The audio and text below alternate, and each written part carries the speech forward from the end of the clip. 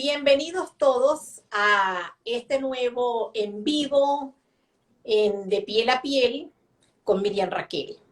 Hoy hemos invitado a un médico pediatra venezolano, quien además hizo homologación de su título aquí en España y pertenece a ICOMEN, que es el Ilustre Colegio de Médicos de Madrid, al cual yo también pertenezco. Vamos a hablar un tema, si se quiere, controversial, que tiene muchas aristas y que hemos titulado Creencias de las abuelas que enfrentan a padres con nosotros los pediatras. Ustedes saben que no son entrevistas, esto es una conversación entre dos médicos para exponerles sobre la base de nuestra experiencia que algún concepto, algún dato que pudiera ayudarles a resolver el quehacer diario, sobre todo en el área de la salud. A pesar de que los cambios son gigantes en esta era, en los cambios que sufre la humanidad y de la tendencia secular y de todo el devenir tecnológico, seguimos siendo los abuelos, y en ellos me incluyo porque tengo 4 nietos preciosos y sanos, gracias a Dios, seguimos siendo los abuelos quienes formamos o constituimos parte del pilar familiar, apoyo fundamental sobre todo para nuestros hijos y máxime aquellos que tienen que salir a trabajar, que el sustento de cada día no compensa para pagar otros cuidadores. ¿Y quién mejor que los abuelos? Y sobre todo dicen los estudios que quienes más se ofrecen para cuidar a los nietecitos o quedar a cargo de ellos, aunque sea por horas, temporalmente, son las abuelas maternas. Son las más convocadas y también las más dadas por las familias a cuidar a estos pequeñines. Pero, ¿qué pasa cuando se nos enferma uno de estos niños? Porque a veces no es uno solo, a veces son 2 y 3. Cuando quedan al cuidado de nosotros, ¿qué pasa si se enferma? ¿Cuál es nuestra responsabilidad? La creencia de que somos las abuelas, las mejores proveedoras de salud, hay que ponerlo entre paréntesis. Hay que interrogarlo, porque en algunas ocasiones, lejos de mejorar la salud de nuestros bebés, las podemos empeorar. Por eso invitamos al doctor Guillermo Stern, quien es pediatra puericultor egresado de la Universidad Central de Venezuela. Actualmente se está comunicando desde la ciudad de Caracas. Él ejerce como médico asistencial, no solamente en consulta, sino también en la urgencia para las emergencias, pero es médico docente, es activo colaborador con las sociedades, sobre todo con nuestra Sociedad Venezolana de Puericultura y Pediatría en Venezuela, es escritor, conferencista nacional e internacional y divulgador científico. Te doy la bienvenida. Y quisiera comenzar, precisamente como estamos en esto de la modernidad, por un aspecto muy importante a propósito de un artículo que salió publicado con niños aquí en España, que hablaba de que aproximadamente los niños menores de 18 meses, menores de un año, bebés, oye lo que te digo, tenían un porcentaje aproximado del 20% de los niños superaban los 28 minutos, es decir, la media hora de estar frente a una tablet, a una móvil, y aquello parece asombroso, toda vez que sabemos también por otros estudios que altera el desarrollo neurológico y sobre todo influye en el habla, en la conexión de los niños. Esto puede tener un retraso en la adquisición del lenguaje y de paso los invito a que vean un vídeo que está en la página de Piel a Piel en YouTube, en el canal, sobre trastornos del lenguaje, que es más grande y más importante de lo que muchas veces nosotros pensamos. ¿Qué te llega a la consulta y cómo lo manejas, Guillermo? Ok, hola Miriam, gracias por la invitación y gracias a todos los que se están uniendo. Bueno, realmente una de las cuestiones que ese mal llamado generación de cristal o estos muchachitos que nacieron en pandemia y que realmente han crecido durante este tiempo y antes de la pandemia, lamentablemente nacieron con un celular debajo del brazo, ¿no? O sea, de hecho es tanto así que el celular de los centennials y millennials, que son los padres, son usados más por ellos, por los niños, que por los padres, ¿no? El problema de las pantallas viene a sustituir lo que era el pecho antes, que la mamá para calmarlo le daba el pecho, o le metía un chupón, que yo decía, el problema del chupón no es el chupón tanto, es el problema odontológico que le va a crear, por supuesto, después en la parte odontológica, etcétera, ortodoncia, ¿no? Pero el problema de las pantallas es tan grave que no solamente los rayos que emite, ¿no? Sino los múltiples estímulos que te da una pantalla, ¿no? Más allá de otras problemáticas que vamos a conversar, porque hay estímulos sonoros, visuales, de movimiento. O sea, tú estás haciendo demasiadas cosas al mismo tiempo, evidentemente, por eso el muchachito, a estas madres que nos escuchen, abuelas, en lo que tú tratas de quitarle el aparato, el niño se vuelve agresivo, o sea, porque está inmerso en la pantalla, ¿no? Eso es uno de los problemas, Miriam. Pero otro de los problemas es que hay lo que se llama el Deep Web, el dark Web, que son las cosas que hay detrás que conocemos apenas el 15%. El otro 80% no sabemos quiénes se esconden detrás de la pantalla. Y cuando vemos esos análisis, como tú muy bien mencionas en España, se han analizado a nivel de México, a nivel de otros centros mundiales, también la cantidad de gente mala que está detrás de la pantalla, pedófilos, un poco de gente que se disfraza de niñitos, se disfraza de comiquita. Y una de las cosas que a mí me sorprendió mucho en la pandemia, que la gente estaba muy tranquila, porque decía, mi hijo preescolar, escolar, está en el cuarto tranquilo, él no molesta, pero uno sabe, exacto, pero lo peligroso era que con quién se juntaba. Entonces, realmente ese tema que estás tocando es muy importante, hay que empezar a dosificar. Yo creo que quitarle la pantalla a un paciente, a un niño, a un adolescente, realmente no es la solución, pero minimizar, control parental, explicarles realmente qué hay detrás de la pantalla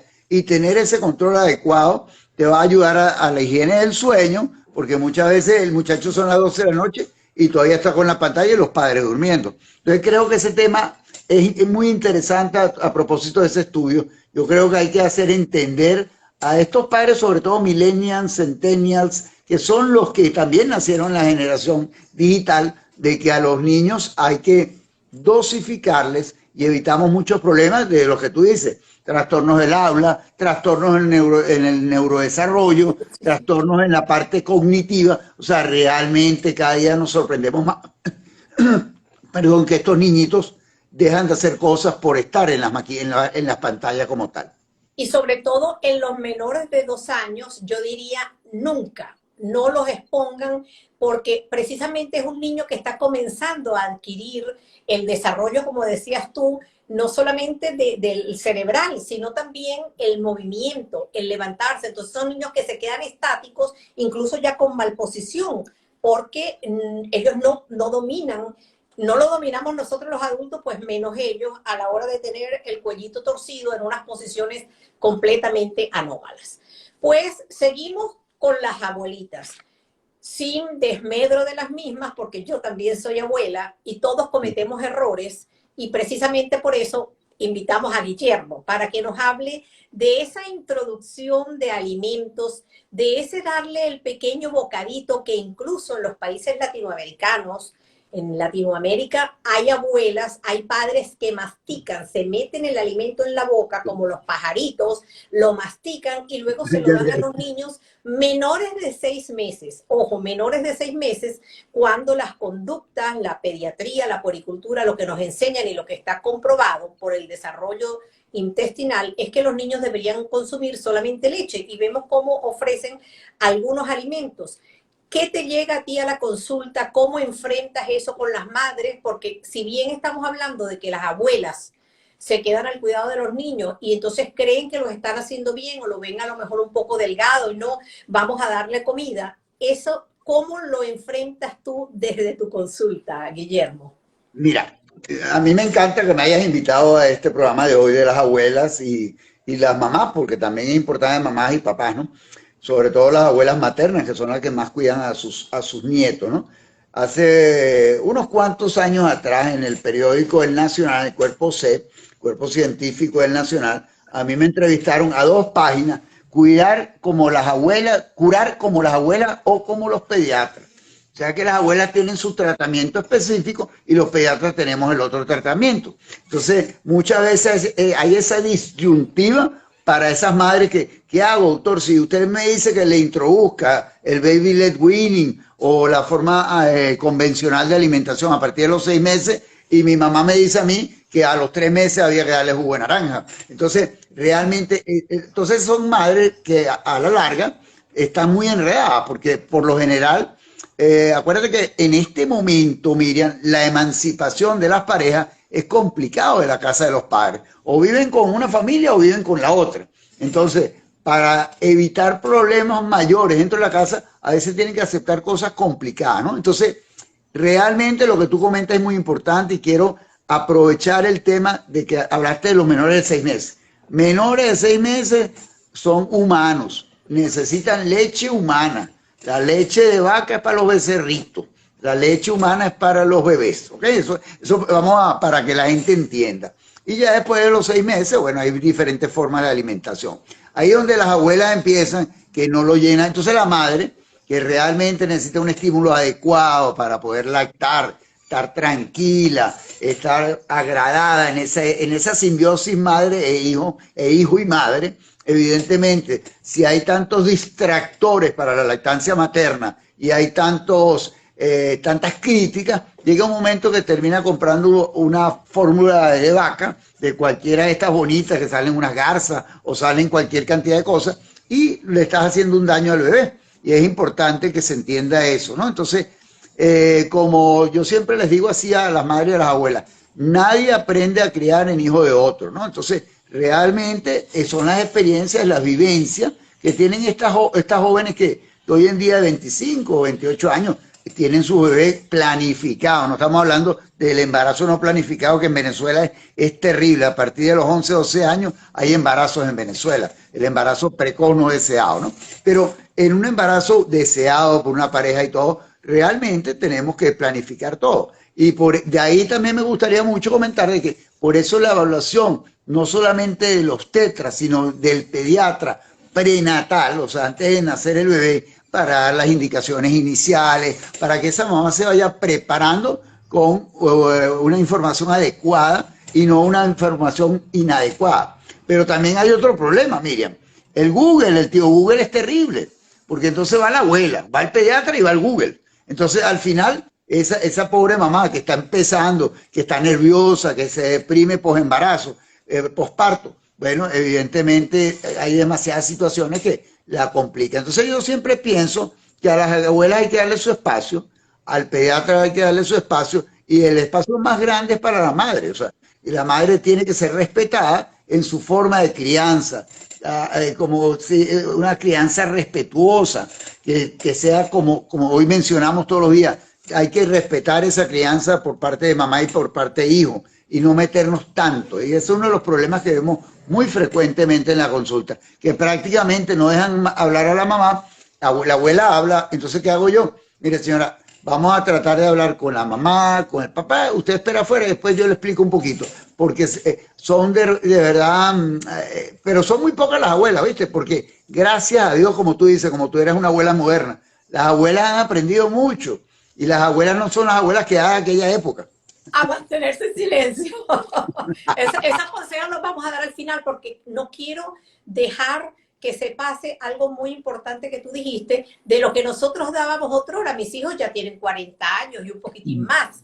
Y recuerdo que la pediatra, que era famosísima, la primera mujer coronel del ejército, de la aviación en Venezuela, en Maracay, la doctora me decía, diluye, y yo estaba estudiando pediatría, me decía, diluye, nos enseñaban a diluir el zumo de naranja, jugo para ustedes de naranja, en agua y comenzarlo a los 2 meses. Entonces, una abuela que se quedó con ese concepto, en mi caso ya con 64 años que tengo como mamá, viene a implementarlo ahora con los nietos, y eso es catastrófico porque hoy en día sabemos que no debemos dar zumos a los niños porque tiene alta concentración, ni siquiera el zumo natural, pues mucho menos, como Azúcar y decimos en Venezuela, de cartón o de esos que se compran artificial, porque contienen demasiado azúcar. Y son azúcares que van, primero que rellenan o llenan la capacidad del estómago, entonces el bebé que está en pleno crecimiento, menor de 6 meses, no va a querer comer la leche, que es lo único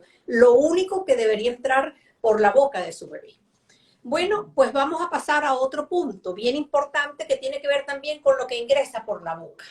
Quiero saludar, discúlpame, a un excelente psiquiatra venezolano, el doctor Luis Madrid Perosa, que está acompañándonos en este fabuloso live. Bienvenido, Luis. Gracias por acompañarnos.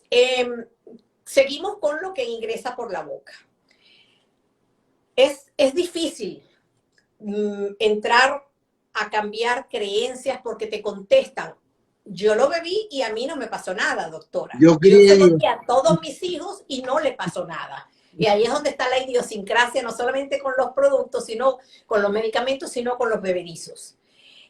Que dan anís estrellado, hierba mora, túa, mata ratón, cundiamor, pasote, tomillo, perejil, toronjil, la manzanilla incluso, sabemos que en demasía, y que ningún bebé se debe dar. ¿Qué nos dices? Muy interesante, me encanta lo que acabas de comentar, sobre todo en los recién nacidos, en los primeros 2 años y sobre todo el primer año, donde hay una entidad que es fisiológica, que es el reflujo gastroesofágico, que es que hay un elemento entre el esófago y el estómago que se llama el cardia, que es un esfínter que cierra normalmente en una persona desarrollada a partir de los 4 años, pero en nuestros lactantes todavía no está desarrollado. Y cuando el niño es acostado boca, o sea, de forma horizontal, no semisentado, eso empieza a hacer varias cosas. O hace buche, o hace hipo, o hace sonido respiratorio, ¿no? Entonces, eso es lo que mal llamado se le dice, no, mi niño sufre de cólicos, no son cólicos. Eso es como el adulto que ha sentido el dolor de un reflujo de vez en cuando y siente como que la espalda se le va a reventar, como que le va a dar un infarto, y se compara en el adulto el dolor de reflujo gastroesofágico al dolor de un infarto. Entonces imagínese un bebecito, imagínate, Miriam, un bebecito con ese dolor, con ese llanto realmente donde mueve la piernecita, etcétera, y la mamá le empieza a dar gotas tipo medicamentosas, ya sea medicamentosa, anís estrellado, cualquier cantidad de infusiones que también tienen sus contraindicaciones, porque tiene fitatos, taninos, y cafeína. Entonces, ¿qué hace eso? Eso lo que hace es disminuir el movimiento del intestino para que el niño vacíe su intestino y no quede tanta comida en el estómago que se devuelva. Entonces, la contraindicación. Otra de las cosas que me gustaría tocar es que cuando me llegan al consultorio, Miriam, llegan dándole golpes en la espalda, meneándolo, y a mí me aterra. Yo digo, señora, su hijo acaba de nacer, ¿y por qué usted tiene que golpearlo? Usted no va a un restaurante y le golpea en la espalda para que bote los gases. Para sacarle los gases. Y ahí yo pregunto, ¿cuáles gases? Si el estómago tiene una cámara gástrica, que obviamente de tanto darle, uno también aprende a eructar. Pero entonces, es que no le da... Y no le das en el estómago, le das en el tórax, en la caja torácica. O sea, entonces uno le dice, señora, su hijo usted lo está atormentando, porque el niño, cuando tú lo dejas de tocar así, golpear y mover, el niño se tranquiliza. Entonces, esos también son mitos. O sea, todo niño que nace parece que es normal cargarlo, darle mene ahí, subirlo, bajarlo. Entonces, vamos a darle paz a nuestro niño, vamos a darle su pechito, vamos a entender que el pecho le va a sonar, vamos a entender que el niño puede buchar, que el niño le puede dar hipo y el niño puede darle reflujo doloroso. Entonces, previamente debe ser evaluado por el pediatra sin automedicar anís estrellado, sin automedicar todas esas goticas maravillosas que venden en la farmacia, que realmente no van a aliviar. Maravillosas entre comillas. Por eso, no, que o sea, hablo no maravilloso entre comillas. No, para nada. Están contraindicadas, sí.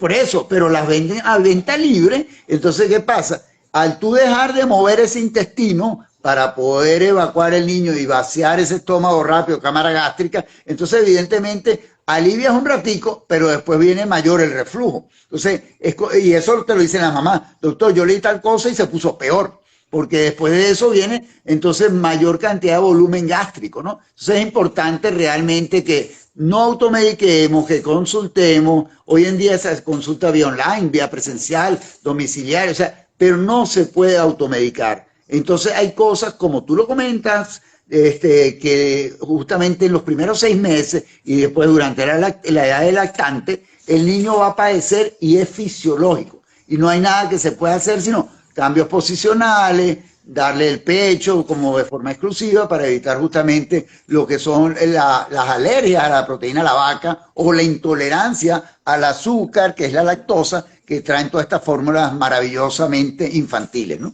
Mira, y es bien importante porque muchas veces, entonces, ese enlentecimiento, sobre todo cuando le están dando fórmulas que no leche materna, enlentece el peristaltismo, el movimiento intestinal, y los bebés no defecan, porque también tienen lo que nosotros llamamos disquesía o disquesia.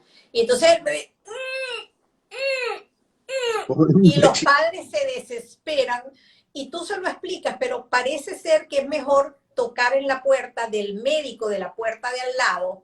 No confían en lo que tú les dices y entiendo porque va a cada médico y cada uno dice algo y yo me quedo con lo que más me satisface y como que siento que no tengo culpa porque le estoy dando algo al bebé. Y entonces resulta que el médico de la puerta del lado, para ese reflujo y regurgitación que acaba de hacer la Sociedad Venezolana de Poricultura y Pediatría, un foro chat excelentísimo, vemos cómo se maltrata a los niños, ya estoy hablando de nosotros, los médicos, los pediatras, para complacer y calmar a la madre, entonces mandan medicación antiácido, inhibidor de bombas, inhibidores de la bomba de protones a unos niños tan pequeñitos porque tienen reflujo, cuando eso no se debe tratar. Gracias por ese aporte que de verdad que no lo había incluido. Y es importante, yo estuve en Sorrento hace unos cuantos años, invitado a un congreso de gastropediatría como pediatra, y realmente el punto de reflujo gastroesofágico es un punto que ocupa el 80% de los lactantes. O sea, es un problema tan frecuente y como lo estamos tocando tú y yo aquí, ¿eh? Entonces,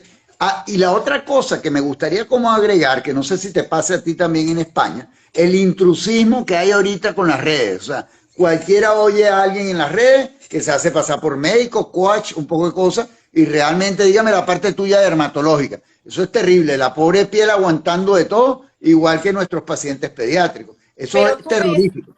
ves que se le hace más caso, te buscan y miran allí al doctor Stern. Ah, este tiene 6.000, 5.000. Ah, no, pero mira, que ella tiene 200.000, ese es mejor. Vamos a creerle a aquel que no tiene la licencia médica, que aún siendo médicos, a veces estamos atrasados en el conocimiento y también cometemos errores y también nos equivocamos. Excelente. Seguimos con las abuelas porque tenemos que titular de alguna manera. Y no es que les echemos la culpa a las abuelitas, porque yo soy abuela. Pero vamos con aquellos guindalejos, collarcitos, recuerdos, lo que tenía la nona anteriormente. Palmar de ojo. ¿Perdona? Palmar de ojo, como dicen, mar de ojo. O respetando las creencias que tengan, por supuesto, esos que son rojo con negro, los azabaches, incluso que son puntiagudos. La pionina. Sí, incluso hay algunas marcas de productos para bebecitos que tienen collares con cuentas que fácilmente al romperse porque las cosas suceden como suceden, accidentes que sucederán 1 en 5 millones, pero sucede, el niño lo puede tragar. Yo he presenciado en 2 oportunidades, 2 accidentes muy lamentables en niños pequeñitos, que por tener esos azabaches que por lo menos en Venezuela eran como un coral rojo que se lo ponen aquí, y puntiagudo, que una cosa que rompía, bueno, uno de los niñitos, incluso las pulseras comunes y corrientes, una cosa así delicadita como esta que yo tengo aquí, puede en un momento dado, el niño como no tiene movimientos bien precisos por la inmadurez propia de la edad, hace estos movimientos y con lo que cuelga puede lacerar la córnea. Y en este caso de estos 2 accidentes, uno pinchó el ojo con ese azabache puntiagudo, o era como un coral, era rojo, no el azabache que es negro, la manito esa negra no, el rojo. Se enterró en el ojito y obviamente se infectó y hubo enucleación del globo ocular, es decir, hubo que sacar el ojito. Y en el otro quedó una marca, como lo hubieran rayado, y entonces siempre ese niño iba a ver de esta manera, con una raya, porque la cicatriz a nivel de la córnea era muy importante. ¿Qué haces tú con esa gente?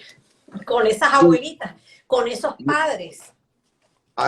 Como tú dices, respetando las costumbres religiosas, pues muchas veces tienen con creencias religiosas, creencias familiares. Evidentemente, cuando van a la consulta, muchas veces hay una cuestión en Venezuela que les ponen como unas pintas ahí que lo llevan primero a algún sitio.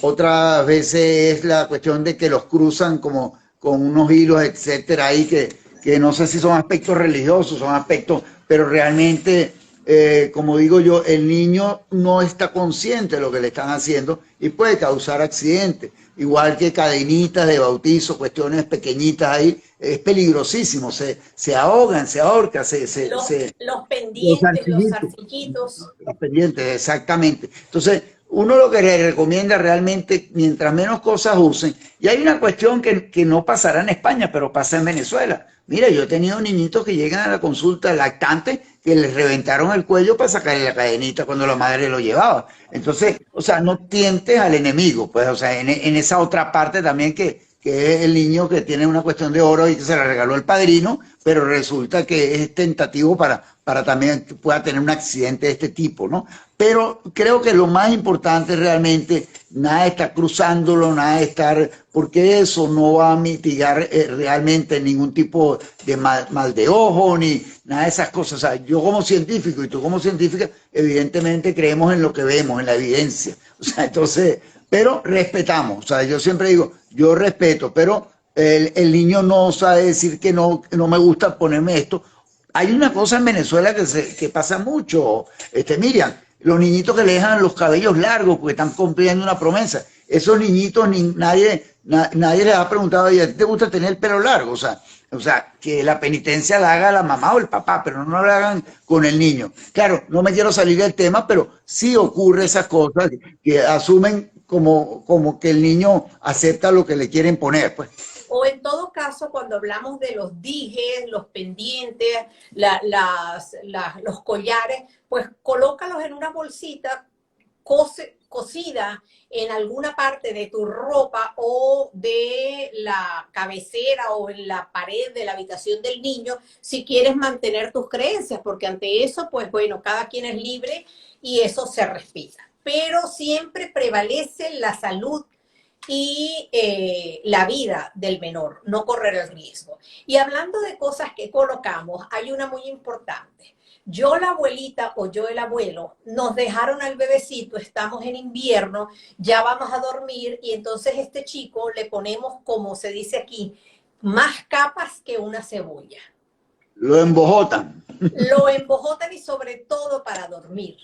Y puedes estar en Venezuela, que he tenido muchos casos, y por eso llegó un momento que yo, todos los en vivos que después quedan en el canal de YouTube, de piel a piel, todo pegadito, como una sola palabra, que los invito a seguirnos, a suscribirse y donde van a poder volver a escucharnos, colgué un vídeo que hice sobre miliaria, sudamina, sarpullido o erupción por calor.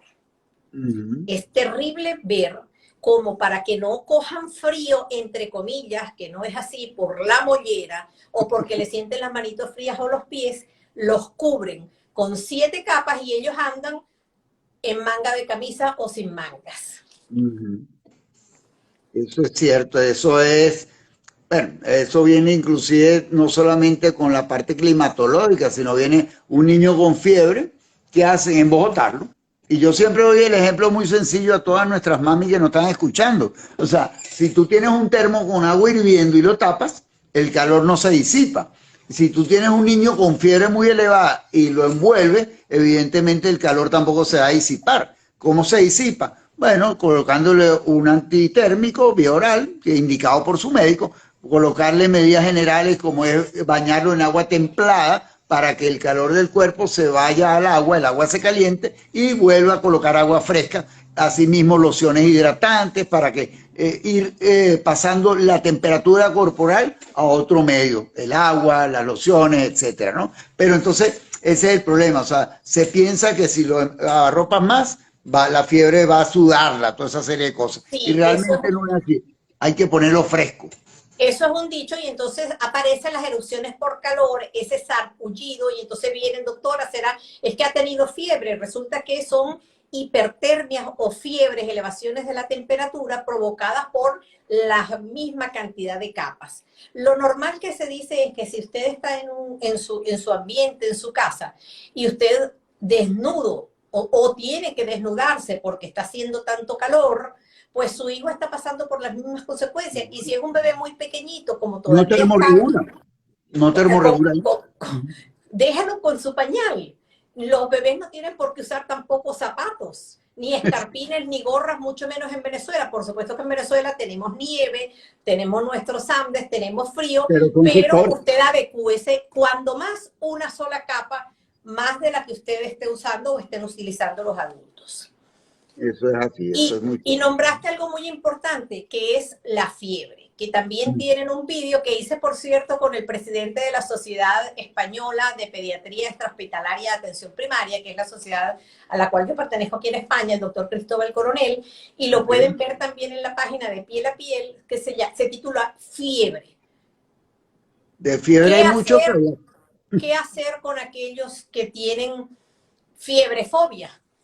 mira, lo Por primero que llamarlo de yo alguna hago, manera. aprovechando que está por ahí el doctor Luis Madrid, si no se ha ido, lo primero que yo hago, mi peor enemigo en pediatría son los termómetros. Es lo más terrible que un Yo no pediatra los puede. uso. Ah, bueno, los termómetros es el peor enemigo. O sea, realmente que hay una cosa importante. O sea, así como la fiebre se va, se disipa, se suda, etcétera, ¿no? Entonces, cuando tú le estás midiendo la temperatura corporal a cada rato al niño, evidentemente cuando tiene 37, están entrando llamadas y por eso se va como la voz, porque están entrando algunas llamadas. Entonces, fíjate, es importante entender que así como asciende la temperatura corporal, desciende de esa misma forma. No se puede tomar la temperatura cada rato, eso es lo que tú dices, la fiebre fobia, el termómetro que tiene que estar al lado de la bañerita, etcétera. Y lo más importante realmente es que hay que definir en este momento de este live lo que es fiebre febrícula por encima de 38,5. Hay mamás que tienen 37, le tocan la frente, tiene calentura como tú dices, porque está súper abrigado, entonces 37 y medio no es fiebre, no hay que medicarlo ni hacerle nada. Entonces es muy importante que ante una fiebre, lo primero que llame a su médico le indicará su acetaminofén, su paracetamol en España, pero más de ahí no le va a hacer hasta que lo evalúe la causa de la fiebre. Lo más importante es que la fiebre es como una doble luz de un carro. Te está alertando, hay un proceso viral, hay un proceso bacteriano, pero la única forma de determinarlo es examinándolo. Pero la fiebre es buena. El paciente oncológico no te hace fiebre, te hace hipotermia. El paciente recién nacido no te hace fiebre, sino también te hace enfriamiento. O sea, para que ustedes vean cómo a nuestro público, cómo la fiebre lo que hace es armar a esos glóbulos blancos fuertes para que defiendan ante un virus, bacteria o cualquier otro o agente que realmente pueda producir injuria. Mira, Guillermo, ahora en este verano español, que llegó una temperatura en algunos momentos a 44, 45. 45 grados, yo recuerdo cuando mis nietos venían a visitarme, uno de 3 añitos y la otra de 2, en la noche, después de estar jugando, después de venir de la piscina, cuando subían, yo los tocaba o se te acercaban y tú tenías que decirle, apártate, porque Sí, eran irradiaban. pilas incandescentes, irradiando calor, porque esos cogen todo ese calor y lo concentran. Y entonces una de las cosas que se presenta con mucha frecuencia en la consulta es que me dicen, doctora, mire, tenía 38, tenía decimillas, dicen aquí, 37,8 y entonces yo le di el antitérmico y se lo estoy alternando, cosa que ya sabemos por el decálogo de la fiebre, que lo consiguen en internet, así tal cual, decálogo de la fiebre, que es hecho por las asociaciones de pediatría de aquí españolas.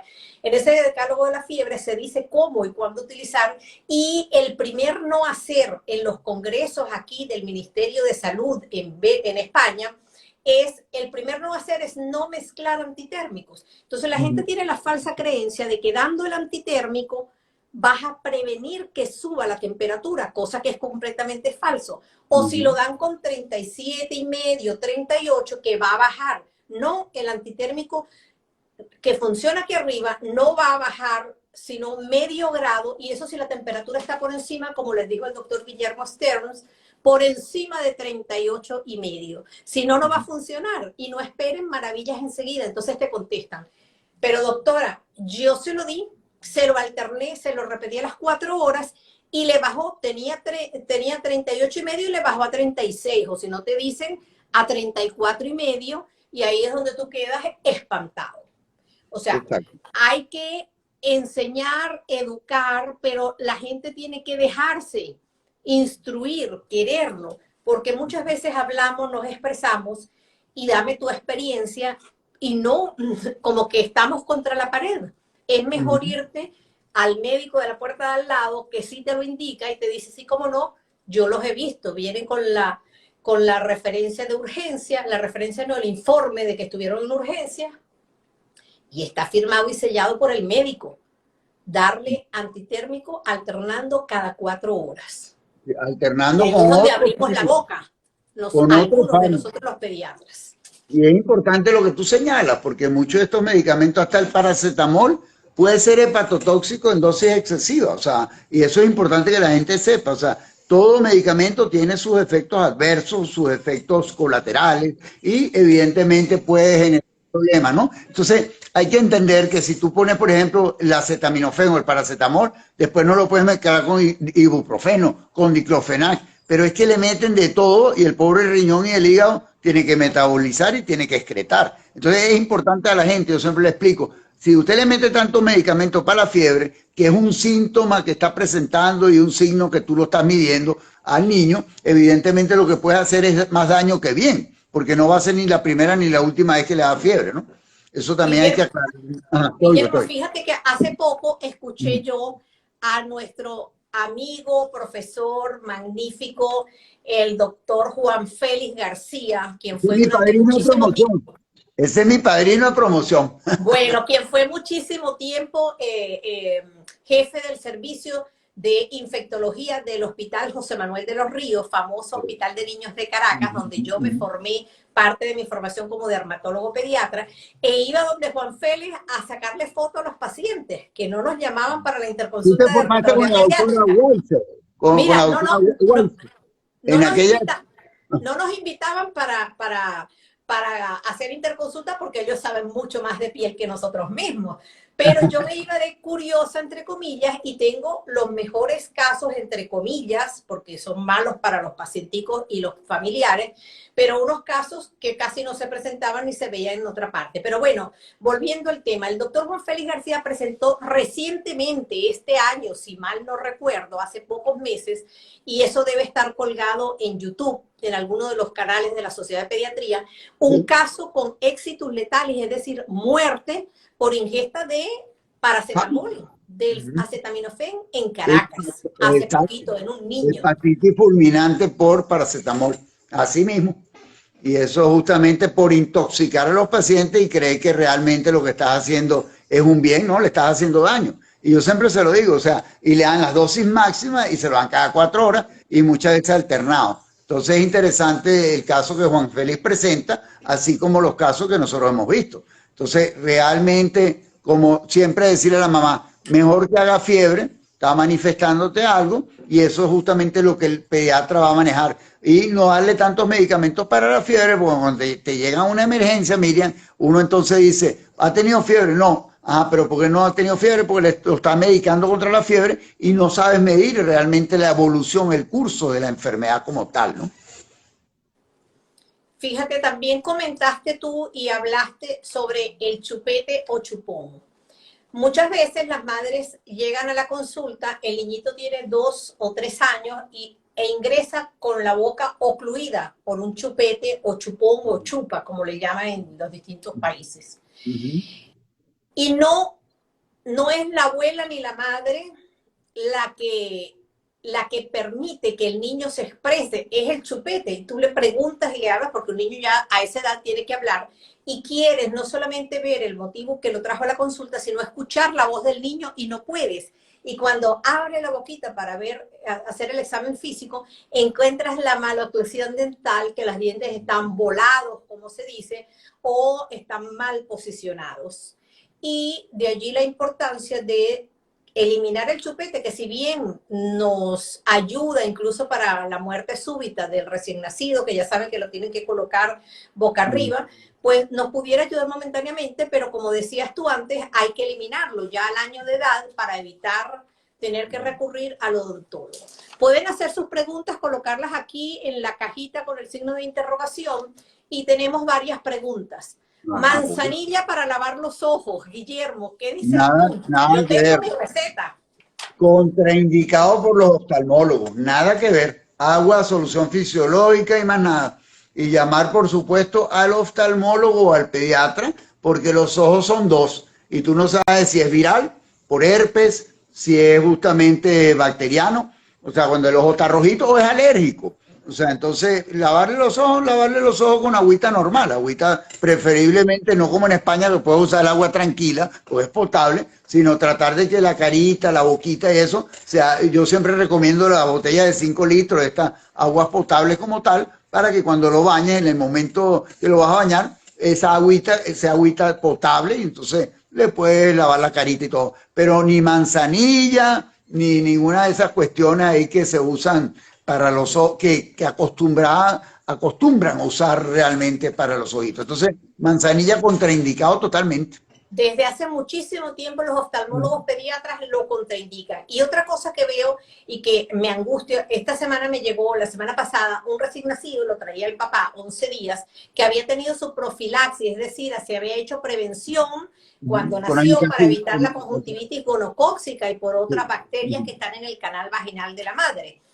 Y el bebecito tenía legañas en un ojito. Ya sabemos que puede haber una obstrucción del lagrimal, pero muchas veces las madres no se dan cuenta, hacen el cambio del pañal, no se lavan las manos, le pasan la mano por los ojitos al bebé o ellas van al baño.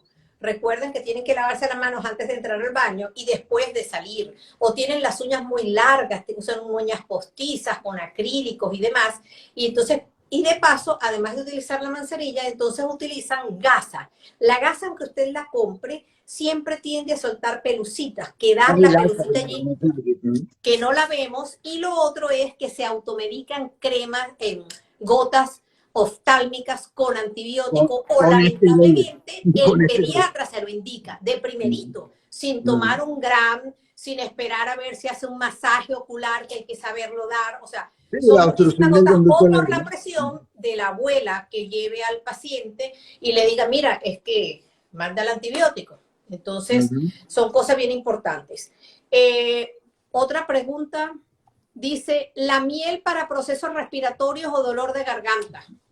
Eso es de la época de María Castaña, que se usaba miel, se usaba cebolla morada y todo eso para los procesos respiratorios, ¿no? Eso realmente no tiene y la miel eucaliptada, todas esas cuestiones que, como dicen aquí, se venden como productos populares, productos realmente envasados, naturales, pero no todo lo natural es bueno, que se entienda la gente que lo que compra, ¿no? Que esto es de origen natural.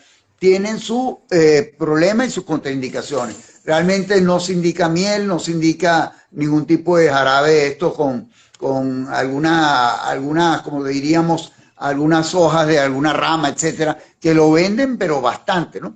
Así como iríamos a otros temas de los polivitamínicos, las abuelas contentas cuando se le manda vitamina al nieto y descontenta cuando uno le dice no necesita nada, sino su pecho que lo cubre todo, ¿no? O su plato de comida bien balanceado. Con respecto a la miel, tú sabes que hicimos una live también por ahí por marzo. Bueno, el día de mi cumpleaños, el 23 de marzo. Ajá, con, felicidades. con una neumólogo pediatra excelente. Ella de Maracay migró a Estados Unidos y es jefa de un servicio de neumología infantil Imagínate. en el Hospital de Niños en Washington, D.C., además que es docente universitaria de los pediatras en la universidad ahí en Washington, D.C. Y ella nos decía que lo único, porque ahí se hablaba, que le gusta mucho una cebolla en la habitación del paciente. Colocan una cebolla, el limón, en Te voy fin. a mandar.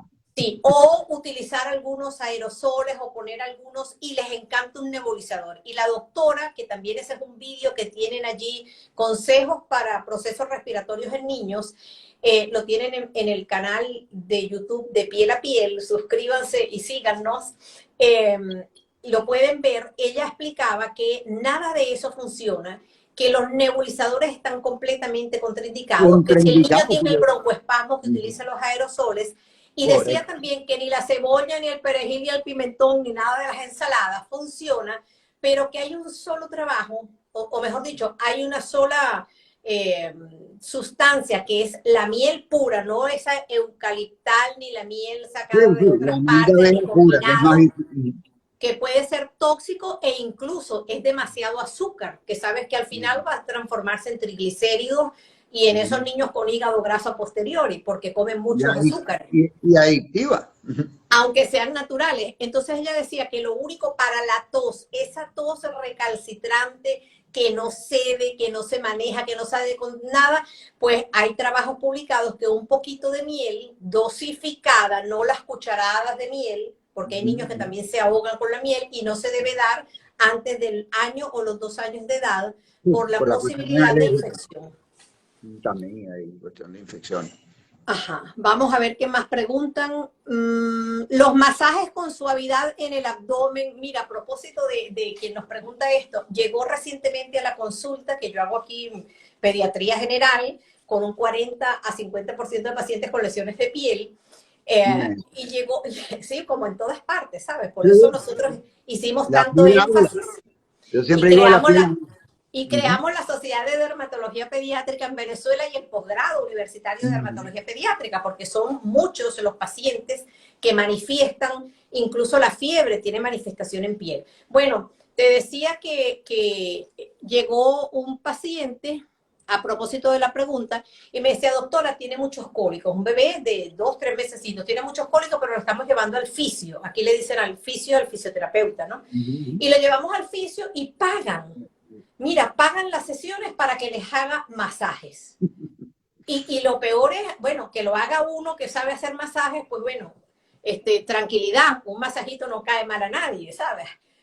Pero a veces vemos madres apretando y cuando yo aprieto en demasía el abdomen de un bebé, puedo crear un traumatismo visceral. Sí. Esos masajes con crema azar o un poco de cremas que usan, de pomada, no tienen ningún sentido, ningún sentido. O sea, igual que cuadros que se enmascaran, pues muchas veces con esas cosas que se le da de tomar, pues también. Entonces uno tiene que tener cuidado con eso. Yo sé que tú eres experto en anemia. ¿Cuándo sospechar que un niño, porque la abuela dice, doctora, se lo traigo, dice la mamá, mire, se lo traigo porque mi mamá está cansada de decirme que lo traiga porque ella le hace así y le ve esto blanco. Y lo ve que está muy paliducho, muy decaído, muy tontorrón. Tú que eres experto en anemias, dinos algo al respecto. Primero quiero saludar, seguro que pasaste por su servicio cuando hiciste pediatría, al doctor Fran Valeri. No, eres más o menos contemporánea. Está la esposa del doctor Fran Valeri, infectólogo, expresidente de la sociedad. Hola Lourdes, ¿cómo estás tú desde México? Mira, es importante eso que tú dices, ¿no? De que realmente que le miren la conjuntiva, que la esclerótica está más blanca, más pálida, o que cualquiera de estas cuestiones está un poco llamado ahorita de emergencia, o que realmente el muchacho está paliducho y eso. La anemia en nuestros países de Latinoamérica tienen una prevalencia por encima del 40%, lamentablemente. Y la anemia, la principal causa es la causa pluricarencial, o sea, quiere decir nutricional. El 80% de nuestras anemias es que comemos muchas cosas que no nos dan realmente el hierro suficiente para llenar la hemoglobina y por supuesto para aumentar el tamaño del glóbulo rojo, entonces estamos mal. Tenemos que aprender a alimentar a nuestros niños y alimentarnos nosotros, porque los niños que son, como dice el dicho de mi amiga Livia Machado, nutricionista, ella dice que somos lo que comemos. Entonces, si tú no comes de forma adecuada, de una calidad adecuada, sino pura cantidad de harinas, etcétera, evidentemente te vas a anemizar. Y es importante cuando tocas el tema de anemia que todo niño tiene que desayunar bien, merendar, almorzar, merendar y cenar, pero cenar con un plato mixto donde haya realmente el contenido de proteína adecuado, pero nuestras dietas, lamentablemente, Miriam, son dietas a base de carbohidratos, o sea, puro carbohidrato, las meriendas son carbohidratos, entonces falta siempre la proteína al animal. Y con eso quiero quitar una creencia popular de muchos años, que es la creencia de Popeye, que la lata de espinaca tiene full hierro, entonces si tú comes espinaca, vas a tener hierro bastante, el pimentón, la remolacha y la guayaba, eso es cuento de carretera, porque esos alimentos, esos vegetales, tienen hierro, pero un hierro que se llama no hemínico, no lo absorbe el ser humano, es un hierro 3. En cambio, la proteína animal, a la gente le suena feo que tú hables de hígado, de morcilla, de carne, pescado, huevo, eso las sí sardinas. La sardina, ese tiene un hierro hemínico, un hierro absorbible por el ser humano totalmente. Y si le agregas granos, todavía aumentas la absorción, porque los granos no tienen hierro, pero tienen un elemento que se llama el ácido fítico, que en presencia de proteínas aumenta la absorción. Entonces, es importante, ¿por qué es importante la anemia? Porque es importante diagnosticarla o evitarla. O sea, como decimos nosotros, vacunémonos contra la anemia comiendo bien y colocando el hierro adecuado en la edad adecuada. En nuestros países, como tenemos una prevalencia por encima del 40%, tenemos que dar a todo niño mayor de 6 meses, cuando nació a término, hierro hasta los 2 años, tomadito. Y si es pretérmino, a partir de los 2 meses hasta los 2 años. Eso es importante que lo entiendan todos los colegas, lo entiendan las madres, porque lamentablemente cuando tú le preguntas con una hemoglobina de 9 que te llega un lactante de 9 meses, ¿usted le ha dado hierro a su hijo? No, le ha dado tanto isol y tanto, tú sabes, todo eso polivitamínico para no nombrarlo, ¿no? Pero no le han dado hierro. Entonces realmente es importante que el hierro es parte de la alimentación durante los primeros 2 años y eso ayuda al desarrollo cognitivo, al sistema inmunológico. Es un tema que pudiéramos abarcar toda una hora completa. El hierro es importante para el desarrollo del cerebro. Cuando el doctor dice cognitivo, como sé que hay muchos que no son médicos, el niño cuando llega a los 4 o 5 años, pero bueno, que eres bruto, que no quieres aprender las letras, que no te sabe las vocales, que llegó a primer grado y no pasó, que tiene retraso escolar, pero es que ese cerebro no recibió hierro, el hierro transporta la hemoglobina, el oxígeno, transforma el oxígeno al cerebro y entonces hay deficiencia, como llamamos nosotros, cognitiva. No sé si hay alguna otra pregunta o algo que quieras comentar. Son muchísimas cosas que este tema da como para 10 o más programas. Unas cuantas partes que con mucho cariño y gusto lo va a tener. No, yo creo que realmente es importante el tema de las abuelitas, el tema de las madres acosadas por las abuelas o acosadas por el esposo. O sea, realmente yo entiendo mucho estas mamás nuevas porque son mamás jóvenes. Entonces, a veces se sienten acorraladas porque de verdad son inexpertas, es normal porque todo el mundo es inexperto cuando tiene un bebé, pero a veces esos comentarios de pasillo que le hacen, no, porque ella no le da tal cosa o porque tienen que convivir con la familia de él o de ella, entonces vamos a tratar de evitar, porque la mamá está haciendo su mayor esfuerzo, nosotros los pediatras hacemos el mayor esfuerzo y me encanta a mí cuando la abuela me llama a preguntarme. Y una de las cosas que hemos observado, Miriam, y que quiero comentarlo, aquí se han quedado muchos niñitos con los abuelitos y los abuelitos están aterrados, te llaman y doctor, se enfermó y ahorita ¿qué hago? La mamá está por no sé dónde trabajando, el papá estaba en otro lado. Eso está ocurriendo en Venezuela. Entonces están esos viejitos cuidando a los nietos y los viejitos tienen que cuidar a los nietos de forma cariñosa, de forma consentidora, no de forma para curarlos. Entonces son fenómenos que están ocurriendo y realmente tenemos que darle también a esos abuelitos un aplauso de pie porque realmente, pobrecitos, o sea, están preocupados por tantas cosas y aparte tienen que cuidar a los nietos, ¿no? Entonces vamos a tratar de trabajar en equipo, médico, la mamá con su bebé, y la familia en conjunto. Y si se habla el mismo idioma, funciona una familia ideal, una familia como debe ser, respetuosa y todo, sin ninguna necesidad de atormentar a esa pobre madre que lo está haciendo mal o que lo está haciendo bien. Hay que formarlos, creo. Por eso insisto en la consulta prenatal. Claro, la consulta prenatal pediátrica, que yo la tenía en mi consulta y se las vendía en el sentido de que la promocionaba, mire, venga usted, venga con la persona cuidadora, traiga a la abuelita, aquí todos tienen que aprender, no compre de todo para su bebé que no va a necesitar prácticamente nada.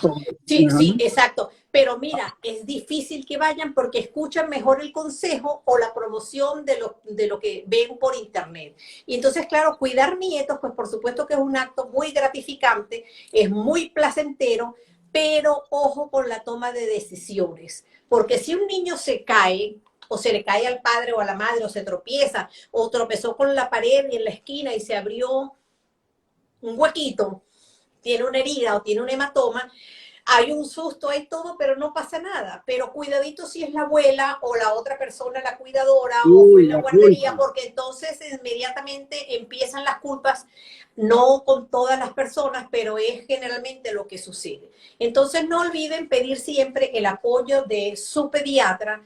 No reciban al niño sin que le traigan la medicación, sin que le dejen las tarjeticas de la aseguradora, que aquí se utiliza mucho, o en Venezuela, usted, o en cualquier parte de donde nos siguen, que sé que nos escuchan de muchas partes de Latinoamérica, usted sepa qué urgencia le queda cerca, sepa cómo se va a trasladar, a quién va a avisar, cuáles son los antecedentes del niño, si tiene alergia, si no tiene alergia, qué le debe dar de comida, qué no le debe dar de comida, y no invente.